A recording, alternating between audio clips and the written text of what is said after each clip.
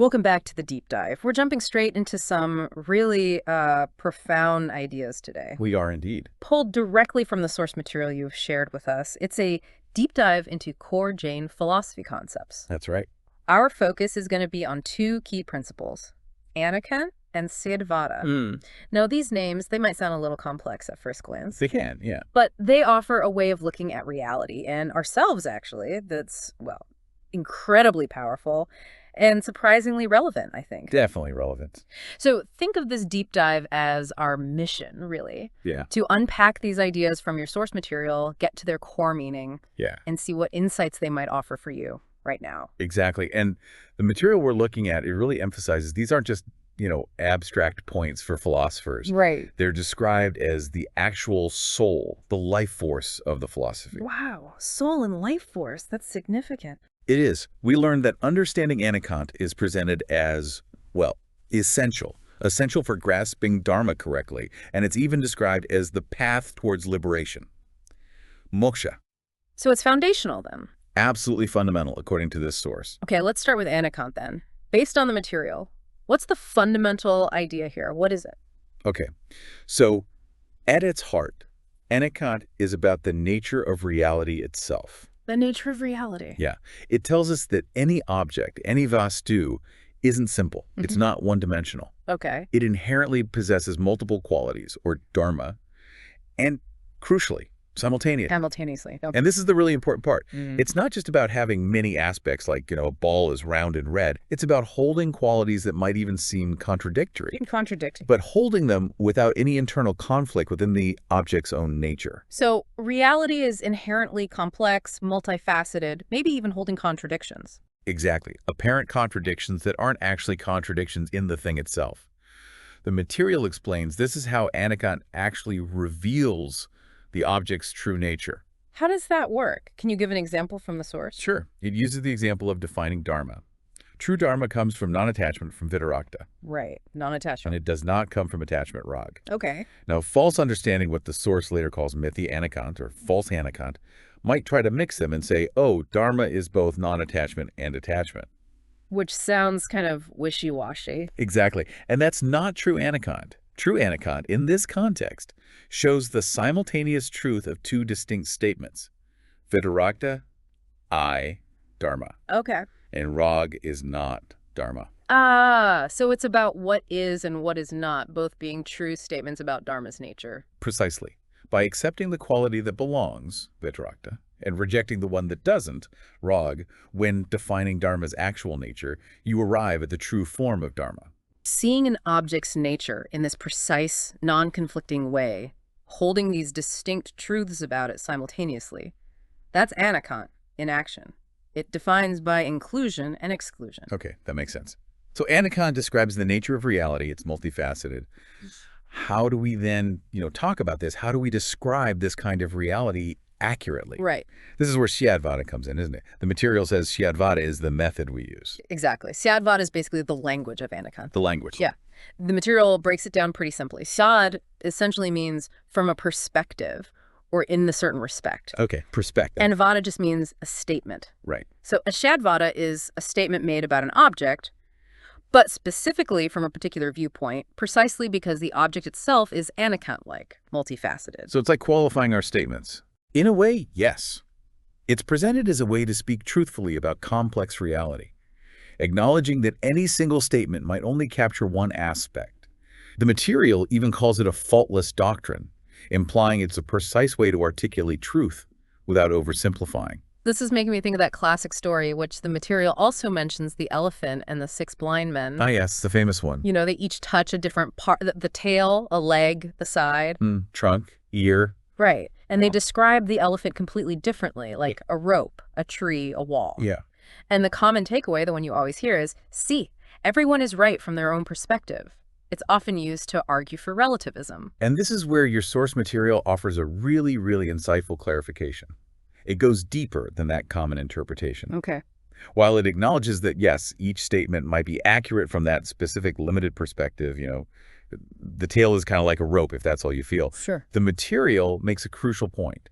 It states that the blind men are ultimately wrong. Wrong. Interesting. Why wrong? Well, according to the source, they're wrong for two main reasons. First, obviously, they don't understand the whole object, the entire elephant. Right, they only have a piece. Exactly. But second, and this is just as important, they don't understand the limitation of their own specific perspective. Ah, they don't realize they're only seeing a part? Precisely. Huh. The person saying it's a tree doesn't realize they're only describing a leg and only describing it from the leg's perspective, so to speak. Yeah. The material really stresses this. A statement is incorrect if you make it without knowing the perspective, the apeksha you're speaking from. Or if the perspective doesn't even support the statement, like you can't pitch a tail and accurately call it a wall. So understanding the perspective is key. It is. Truly understanding requires seeing the object from its various aspects, or at least acknowledging them, even when you're focusing on one. It really corrects that simplistic idea that any partial truth is somehow the whole truth, or that all limited views are equally right about the whole thing. That clarification really is significant. It pushes back against that common, almost lazy relativism. It does. And the source material also tackles another potential misunderstanding about Anekant itself, Haran. Here it is. It's easy to maybe confuse Anekant with just being uncertain or doubtful, like saying, well, it could be this, but maybe it's also that. I'm just not sure. Right, like it means indecisiveness. Exactly. But the material's very clear. It says, and I'm quoting here, Anekant is not doubt, not indecision, but determination of the object. That's a critical point the material makes. It's absolutely not about being wishy-washy or confused. So it's the opposite of doubt. In a sense, yes. Anekant, when understood correctly, actually removes doubt. It helps you determine the object's nature as it actually is. How? By acknowledging its complex reality, including those mutually contradictory qualities that exist together without conflict within the object itself. It doesn't muddy the waters. It gives you an accurate map of the territory. An accurate map. I like that. Yeah. The material uses the example of the nature of existence itself, sata. Existence. Sata has two aspects, Mm-hmm. substance, dravya, and its modifications or modes, parya. Substance and modifications. Right. Now, if you look at sata from a non-different perspective, abheda, focusing on its unity, Mm-hmm. it's seen as one eternal substance, unchanging at its core. Eternal substance. Got it. But if you look at it from a perspective of difference, beta, focusing on its changes. Okay. It's characterized by non-eternal, constantly changing modifications. It's always in flux. So eternal and non-eternal. That sounds like a contradiction. It sounds like one, but Anekant shows how sata is simultaneously one and many, eternal and non-eternal, depending on the perspective you adopt. Ah, the perspective again. Exactly. And understanding this, according to the material, actually confirms the eternal nature of objects despite their constant change. It's not as simple either. It's a complex both-hand, viewed correctly. Fascinating. So it resolves the apparent contradiction. Pres- And this principle, it applies not just to abstract concepts like existence, but to us too, to the soul. Yes, absolutely. The material points out that the soul, the atma, also has this anekant nature. How so? It introduces these concepts, tadrup and adadrup. Tadrup and adadrup. Okay. So the material explains that the atma, because its fundamental nature is to be a knower. Right. It is tadrup. That means it's identical with itself across time. You are the same soul now as you were a moment ago or years ago. There's a continuity. Identical with itself. Yet at the very same time, the atma is adadrup, meaning non-identical with others. Others meaning? Meaning external objects like your body, the chair you're sitting on, the thoughts you perceive that aren't intrinsic, anything that isn't the soul itself. So the soul is identical with itself, but non-identical with everything else. Simultaneously, yes. It holds these two seemingly contradictory states. Tadrup in relation to itself, adadrup in relation to others. That does sound like a contradiction if you just state it baldly. It might seem that way to someone who doesn't grasp the principle, yeah.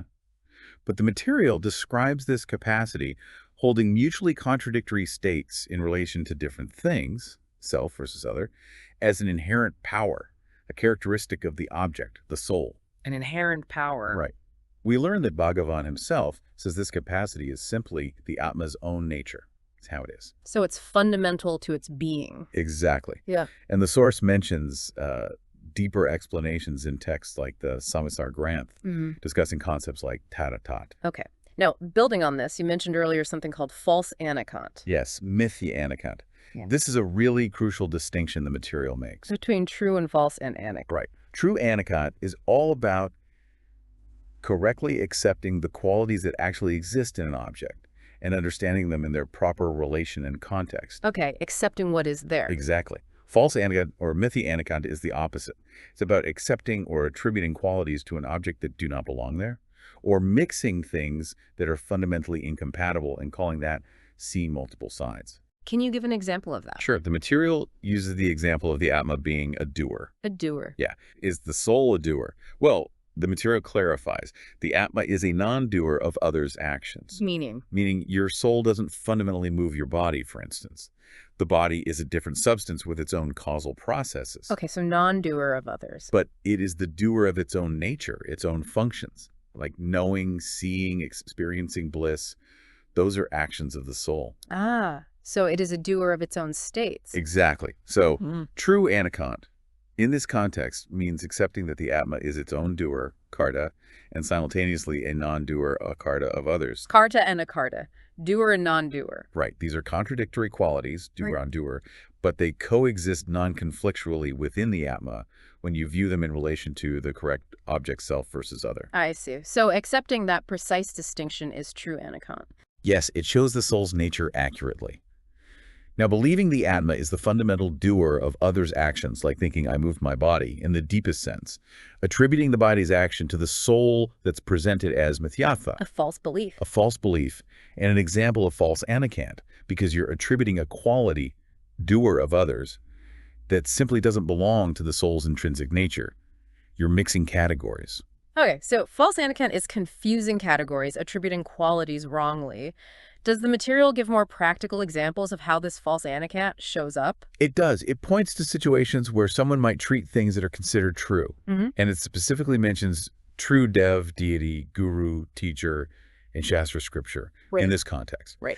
And treating those things and things that are the complete opposite of them as equally valid or equally true, and then calling that confusion Anekant. Like saying, oh, this path is true, but that completely contradictory path is also true.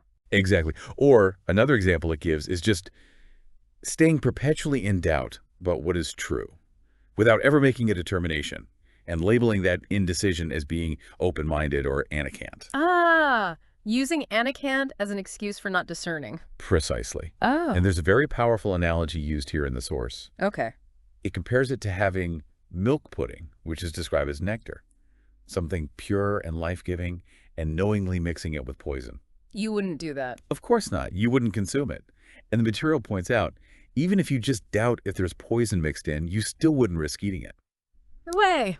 Well, treating truth and falsehood as equal, or mixing them under the banner of Anekant, is presented as being just like that mixing nectar and poison. It's harmful. That's a strong image. It is. And the material strongly emphasizes that even if you sort of nominally accept something as true, if you don't actually determine that truth in your own understanding, clearly differentiate it from falsehood, you don't get the real benefit. You don't truly progress. It insists that while, say, worldly success might come from general good karma or merit, dharma, genuine spiritual progress, absolutely requires vivek buddhi, Visvik Buddhi. discerning wisdom, the ability to clearly see and separate truth from falsehood. You must differentiate. So understanding isn't passive acceptance, it's active discernment. That's exactly the point being made. Okay. This active discernment seems to tie into another concept the material touches on, the difference between Ekant Drishti and Anekant Drishti. Yes, the one-sided view versus the multi-sided view. Right. Tell us about Ekant Drishti, the one-sided view. Well, the material identifies Anekant Drishti as basically a fundamental root cause of misery. Root of misery. Wow. It's described as this rigid, narrow, one-sided perspective. It typically comes from identifying with things that are not the self. Primarily, the body is used as the example, which is fundamentally different in nature from the soul. So mistaking the body for the self. Yes. Or having a very weak conviction about the soul's actual nature. This leads to things like pride and possessiveness based on external factors. I am human. This is my body. This is mine. Okay. This narrow view, this Ekant Drishti, is what drives blameworthy actions and gets a person caught up in the cycles of attachment and aversion, constantly reacting to contact with the external world. It's a perspective stuck on just one facet, and off the wrong facet, the non-self. Stuck in the external. Pretty much. Now, Contrast that with Anekant Drishti. The multi-sided view. Right. Yeah. This person, according to the material, is stable. They understand the non-difference of their own substance, qualities, and modifications. They grasp the inherent complex nature of their own soul. Okay. They've recognized the soul's nature, which the source describes as the very foundation of all knowledge. Their focus shifts inwards. Towards the soul itself. Yes, contemplating the soul's nature, not getting lost in identifying with the body or external roles and labels. This broader view naturally removes that possessiveness of the one-sided view. It frees you from that me and mine related to the body. Exactly. Frees one from body-based or identity-based pride and possessiveness.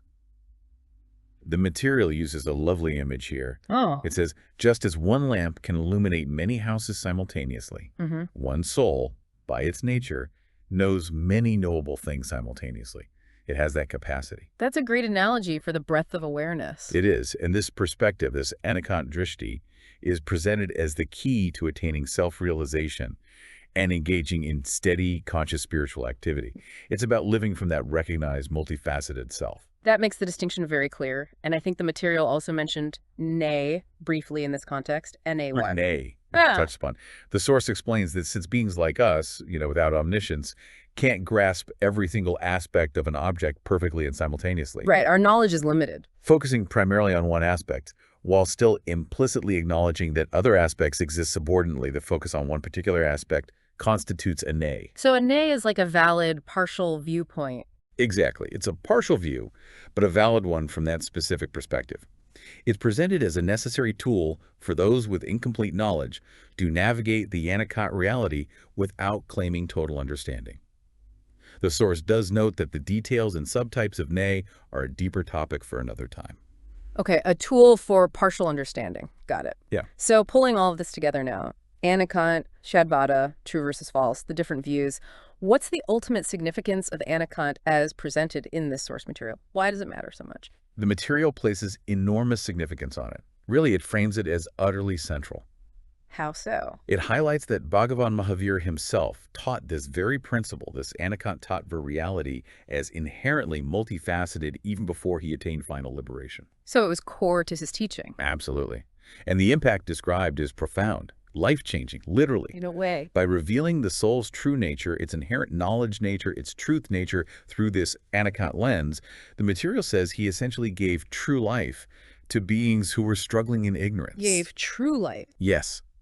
Because ignorance of the soul's true, complex Anekant nature leads to a lack of self-experience, what's called Atmanubhav. Atmanubhav, self-experience. And this lack results in Pabmaran. Marar. It's described almost like a spiritual death, or perhaps better, the continuous cycle of birth, death, and suffering driven by ignorance. Okay, so ignorance leads to suffering cycles. Right. But understanding the soul's true Anekant nature as revealed in Jinavani, which is Bhagavan's speech or teachings, that understanding is presented as the beginning of a life filled with soul bliss, Atmanand. It's the path to freedom from Pavmaran. So understanding Anekant is the key to bliss and liberation. That's how the source frames it. It truly hails the Jinavani for illuminating this unique Anekant-like soul principle, calling it unparalleled. Wow. Ultimately, the material concludes this part by saying that when this Anekant-like soul, with all its infinite simultaneous qualities, is correctly recognized and understood, Yes. the soul manifests itself in self-realization. Yep. Pure states arise naturally. And this manifestation, this dawning of self-realization through understanding Anekant, is described as following the very path of Mahavir Prabhu. It is the path. That really does bring it home. It takes these concepts from, potentially abstract philosophy to something deeply personal, deeply transformative, according to this material. It does. We've covered a lot. We looked at Anekant as the nature of reality itself, Syadvad as the method to describe it accurately. We corrected that common, maybe oversimplified elephant story interpretation. Very important clarification there. Understood the crucial difference between true Anekant and false Anekant, using those powerful examples like nectar and poison, or the doer-undoer nature of the soul. And we saw how different perspectives, the narrow, one-sided Anekant Drishti versus the holistic, multi-sided Anekant Drishti, fundamentally shape our experience and our potential for liberation. Yeah. All drawn from the source material you brought. And hopefully the key takeaway is clear. Anekant as presented here isn't about doubt or confusion. It's actually a precise, clarifying way to understand the complex, inherently multifaceted nature of reality, Right. and most importantly, the nature of oneself, the soul. The material presents this understanding not just as an interesting philosophical idea, but as absolutely fundamental for realizing the soul's true nature and walking the path towards liberation. So hopefully this deep dive has given you, our listener, a clearer structure and some key insights to really grapple with these powerful ideas directly from your source material. Definitely. And maybe here's a final thought for you to sit with, just building on everything we've discussed from the source. Okay. If the true nature of reality, and crucially of your own soul, is indeed, as this material so strongly describes, inherently anekant, Yeah. meaning full of simultaneous, non-conflicting, even seemingly contradictory qualities, Yeah. how might really embracing that complexity change the way you view yourself, your identity, the world around you, moving beyond maybe simply more one-sided labels we tend to use? That's a great question to ponder. How does embracing complexity change things? Thank you for joining us for this deep dive.